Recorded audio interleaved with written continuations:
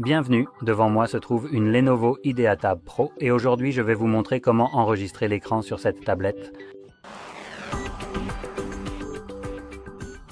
Pour commencer, faites glisser votre doigt vers le bas depuis le haut de l'écran, ce qui fera apparaître les raccourcis. Ici, vous trouverez un bouton d'enregistrement d'écran qui ressemble à ce cercle. Vous pouvez l'étendre, ce qui affichera également le nom et vous pouvez appuyer dessus. Cela fait apparaître cette fenêtre contextuelle ici qui ne sera pas visible dans l'enregistrement. Et à présent, nous nous retrouvons face aux diverses options disponibles pour la configuration des paramètres.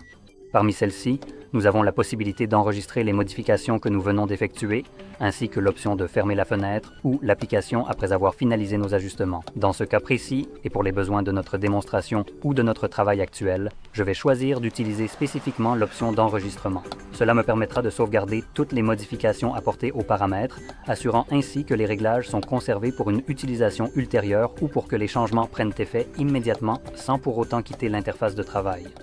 C'est une étape cruciale pour s'assurer que tout le travail accompli est bien pris en compte et ne sera pas perdu. Une fois que vous appuyez sur le bouton juste ici, votre enregistrement d'écran sera sauvegardé dans votre galerie ou vos photos. Maintenant, sur cet appareil, je ne sais pas si c'est juste la façon dont il est configuré en ce moment, car beaucoup de personnes l'utilisent au travail ici. C'est un peu désordonné dans les photos, car ce que je viens de capturer n'apparaît même pas ici, alors que normalement ça devrait.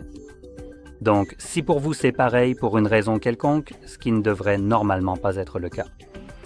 Il y a deux façons de retrouver l'enregistrement d'écran. La première consiste à aller dans les collections, et vous aurez un album de capture d'écran, d'enregistrement d'écran ou de vidéos dans lequel vous le trouverez. Maintenant, dans les vidéos, je ne le vois pas, même s'il y a tous les enregistrements d'écran que je peux voir ici provenant de différents téléphones sur le même compte, mais pas celui-ci.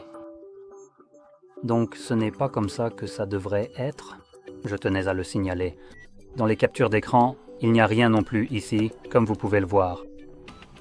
Il ne reste donc qu'une dernière option, qui est sur l'appareil, et je peux le voir juste ici, enregistreur d'écran. Et voici donc l'enregistrement maintenant.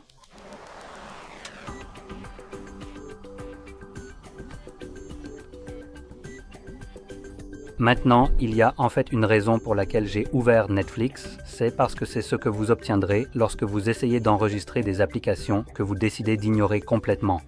Que c'est votre appareil et que vous ignorez complètement les conditions générales auxquelles vous n'avez pas consenti. Ils utilisent donc en gros une sorte de protection DRM, ce qui ignore complètement le fait que vous n'êtes même pas connecté et ignore que c'est votre appareil et bloque simplement votre enregistreur d'écran pour l'empêcher d'enregistrer. C'est normal avec certaines applications, mais pas toutes. Celle que je prends toujours en exemple, c'est Netflix, car elle est préinstallée sur votre appareil sans que vous ayez à faire quoi que ce soit. Donc, en tant qu'application installée qui fait ce qu'elle veut sur vos appareils, vous pouvez considérer cela comme une grosse défaite. Je ne manquerai jamais une occasion de critiquer cela. D'autres applications, comme les applications bancaires, utiliseront aussi cette fonctionnalité. Mais à ce stade, c'est davantage conçu pour la confidentialité et la sécurité de l'utilisateur plutôt que pour des publicités d'entreprise comme c'est le cas de Netflix. Donc, dans tous les cas, si vous avez trouvé cette vidéo utile, n'oubliez pas de liker, de vous abonner et merci d'avoir regardé.